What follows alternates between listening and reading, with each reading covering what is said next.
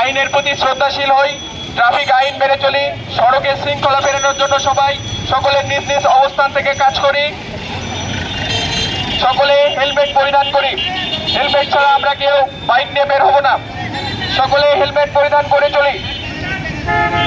এখন দেখতে পাচ্ছি আইন শৃঙ্খলা বাহিনী পুলিশ বিশেষ করে মাঠে নাই বা আমরা কোনো ট্রাফিক দেখতে পাচ্ছি না। এই জন্য আমাদের সাধারণ শিক্ষার্থী বৈষম্য বিরোধী ছাত্র আন্দোলনের পক্ষ থেকে আমরা নওগাঁর সাধারণ শিক্ষার্থী আমরা মাঠে আসছি।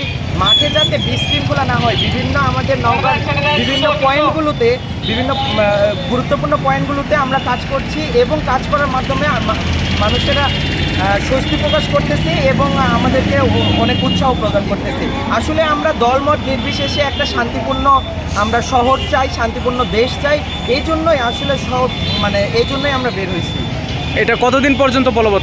যতদিন পর্যন্ত আমাদের স্বাভাবিক অবস্থা না ফিরে আসছে ততদিন পর্যন্ত আমরা সাধারণ শিক্ষার্থী মাঠে থাকবো। আচ্ছা, আপনার নাম? আমার নাম মোহাম্মদ জুবাইর হোসেন, নওগাঁ সরকারি কলেজ, রাষ্ট্রবিজ্ঞান ডিপার্টমেন্ট, মাস্টার্স। ওকে। না হয় মানুষের কষ্ট হবে গাড়ি চলাচল করতে।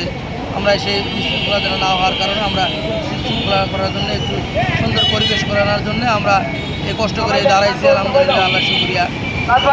আমরা এতটুকু মানুষের মধ্যে যেন বিশৃঙ্খলা যেন না হয়, হট্টগোল যেন না হয়, চলাচল আলহামদুলিল্লাহ। আমরা যেহেতু এখানে এখন বর্তমান পুলিশ প্রশাসন যারা নেয়, বিশৃঙ্খলা যেন না হয় এই জন্য আমরা আসছি। ওনাদের অনেক পরিবেশের জন্য অনেক সমস্যা তারা না আসার কারণে আমরা আসে চেষ্টা করতেছি যেন সুন্দর পরিবেশ যেন চলাফেরা করতে পারে, গাড়ির মধ্যে যেন বিশৃঙ্খলা না হয়। আচ্ছা,